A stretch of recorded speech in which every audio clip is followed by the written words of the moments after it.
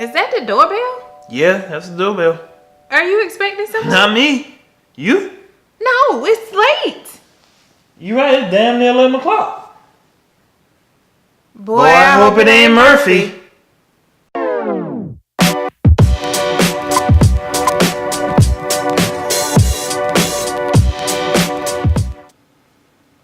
Hi, this is Marriage and Family Matters. I'm Sonia, and this is my husband, Brennan. Today, we're talking to you about some of our encounters with Murphy. Murphy, man. Basically, Murphy is a law. Murphy law states that anything that can go wrong will go wrong. And during our debt-free journey, we experienced Murphy a couple of times. So today, we're going to talk to you about 3 of our major experiences with Murphy. The first one started about 2.5 years into our debt-free journey. You know, we had got some traction, we got the ball rolling, and then this dude came knocking at the door one day. His name was Murphy, and I can tell you I hated answering the door. So the story goes like this, right? So I had just started a new job, the job that I currently have now. I'm working from home, and during this particular day, I had to go into the office, and it was I remember it like it was yesterday. It was a trash day, right? My wife already had went to work, and I was getting myself prepared to leave the house. So as I was leaving the house, I realized I needed to feed and water our dog, Micah. And so I went to grab his bowl, and at the time I was filling his bowl with a cup of water. Taking the cup and pouring it in his bowl. Anyway, I was filling his bowl with water. I already had put his food in his bowl, but I placed the cup under the sink in our upstairs guest bathroom and turned on the water. And mind you, at the same time, I heard the trash guy coming down the street and realized I hadn't pulled the trash cans yet.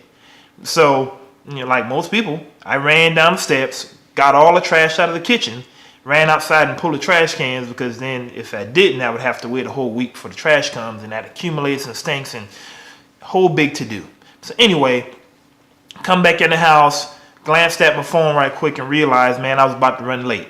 So I grabbed my laptop, ran outside, got in the car, and head on to work. Now I'm at work for about 6 hours, and come home and walk through the door, and I hear the alarms on our home security system going off. Now, mind you, they didn't contact my phone, which they should have done. That's a whole nother story.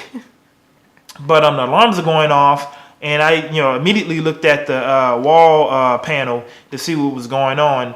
And as I'm looking at the wall panel, I'm hearing this noise, right? It's this noise of like running water.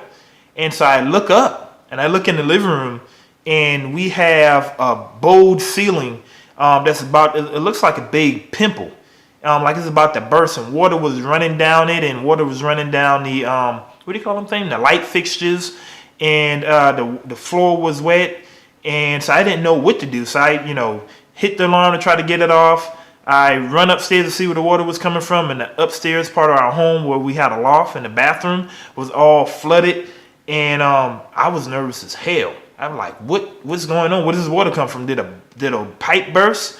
And then I walk into the guest bathroom and realize that your boy, in his infinite wisdom, left the cup under the faucet running in the sink, and it ran over and spilled over in the bathroom, soaked through the floors, into the laundry room, into the loft, downstairs, through the guest bath, half bath downstairs, and into our living room.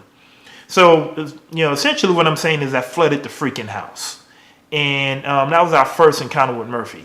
And that cost us a good bit of money and set us back a good bit of time in our debt-free journey. We were really picking up traction, and I made a careless mistake.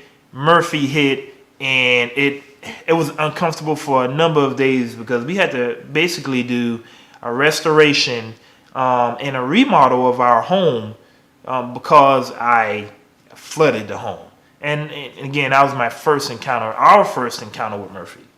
And we had some other encounters, and I'm going to let my wife tell you about those. So shortly after that, we had just begun to regain traction on our debt-free journey. Yeah, we're again. Feeling good. We're getting back on track. Yeah. I don't even think it was 2 years later our new vehicle that we told you about, we bought, engine blew up. Yep, it did that. Yeah. So one day we had discovered we had a leak because we could see it in our driveway.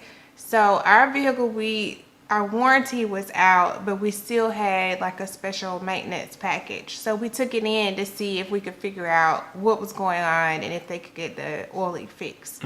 They couldn't find where the oil leak was coming from. I actually said they didn't see an oil leak, period. So right. So they sent us back home without repairing anything. So we're like, okay, if they're saying they can't find a leak, then what else can we do at this point? Exactly. They're the professionals, so how would we know? You know? So soon after that visit to the repair shop, on my way to work one day, I started getting messages on the vehicle about the oil level being low. And I was like, oh goodness. But I was really close to my job, so I thought maybe I'll be able to make it to work and be fine. So I get to my job, and by the time I get there, it actually told me not to start the vehicle anymore in my car. They say that? Not to drive the vehicle. Really? I wouldn't know to give you that message. Yeah. It didn't give me a light or anything that said the oil level was low. It just went from basically saying, the oil level was low. When it gave me that message, it was essentially out of oil at that time. I didn't know that until later. How would you know? So I was calling around to the different the Chevrolet dealers and trying to figure out, okay, what should I do and how can I get the car repaired? And so because the messaging wasn't, I guess, clear about exactly what was going on, whatever the case was, I'm not an auto expert, so there was a disconnect. Anyway, I thought that I could just put more oil in the car to fill it up because the oil level was low, and then just drive it into the repair shop. So I did do that, put oil in it, filled it up, was able to crank it up. The message went away, so I thought, okay, shouldn't be too bad. So I drove, I don't know, maybe 15 miles to the repair shop. The oil leak had gotten so bad that by the time I got to the car bay where you pull into the repair place, the car was just pouring out oil. And so that is the moment where we learned that our engine had essentially blown up or was damaged from the oil leak. And we had no warranty to cover the cost of that. Yeah, that happened roughly in March of that year, and our warranty had actually ran out in January. So I'm like, damn! It's so Murphy. So Murphy. Freaking Murphy. So hate that dude. So we weren't able, we actually tried to take the angle of where we brought the car into the shop previously with the oil leak. You weren't able to find it. And we tried to get a repair shop to cover the cost because of it being a miss on their end from that first visit. Yeah, that didn't work. That didn't work. So we were out. We had to cash flow the repair of the engine, which again set us back. And that engine was we had a brand new engine, about 4 Gs, right?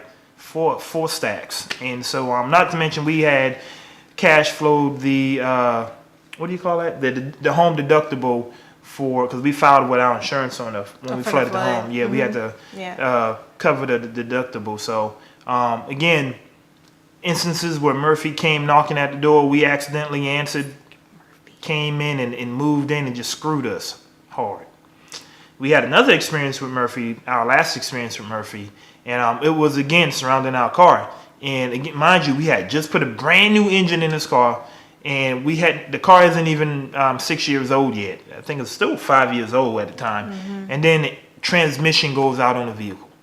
Yes. Freaking transmission. The transmission. I'm like, you got to be kidding me. Like, Chevy, do you really make these type of cars? Like, really? Chevy. Chevy or Murphy. Yeah, I don't know. Anyway, transmission goes out, and we have to go ahead and cash flow that too. The transmission cost was about 3 Gs. So we have a $26,000 car that we paid for 5 years into the car. We done invested another $8,000 into the car. All I know is this car better keep rolling. That's all I know. We still got it now. It's paid for. Yeah. But we're going to ride it till the wheels fall off. fall off. And when it falls off, we want to put them back on and keep riding some more. But again, I guess the point of us telling you all this, right, is that in your debt-free journey, you're going to encounter this dude named Murphy. And he's going to come at the times when you're most vulnerable, the times when you're getting the most traction in your debt snowball or in your debt-free journey. And he's just going to come knocking. Sometimes he's just going to move in. And he may be there for a long time. But I guess the point is that when you encounter Murphy, not to get discouraged. Right? Because it was easy for us to get discouraged. I mean, these like the house being flooded, 2 major car repairs, like that. We just threw our hands up and was like, that's like a knockout punch, man. Like that'll put people down and be like, you know what? I'm gonna swipe this card. I'm gonna do it. But we didn't. We were persistent and we fought through it, and we got through it, and we're on the back end now of our debt-free journey. But we got a couple of tips for you guys for when Murphy comes knocking at the door, what you should do. Right. So the first thing that you should do, or the first way to sort of handle Murphy when he comes knocking is you got to first be prepared for Murphy. And sweetie, talk to them about how you get prepared for Murphy. First, you got to get in your boxing stance. No, I'm just kidding. So no, you be prepared by having your emergency fund. We've talked about that many times. Yeah. But at the very minimum, you want to have your $1,000 emergency fund.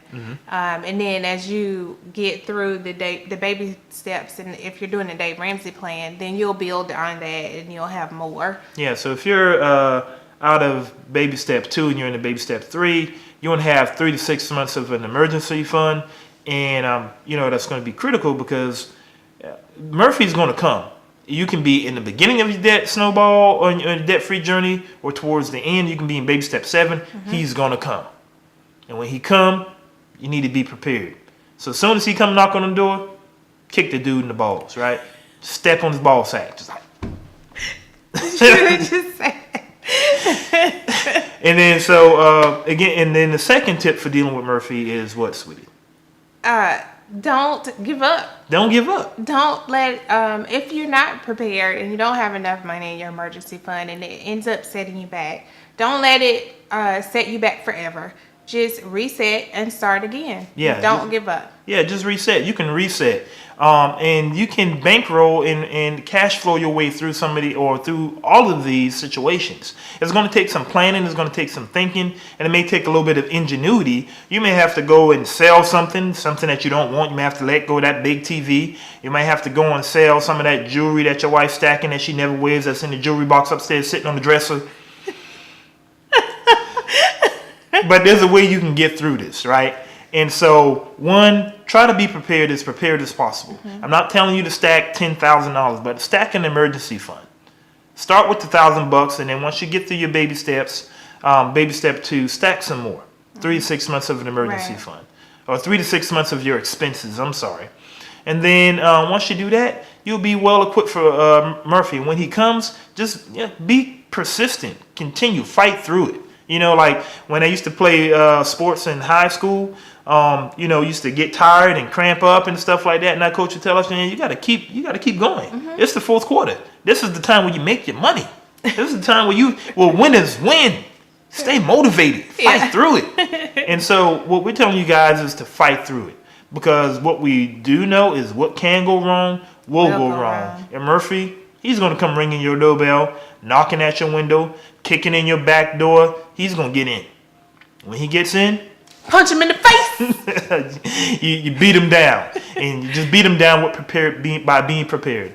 So guys, hopefully these tips have been helpful. Hopefully our stories of dealing with Murphy have been motivating for you guys so that you can see that, hey, we dealt with it 3 times, 3 major incidences, and we were able to fight through and get on the back end of our debt snowball.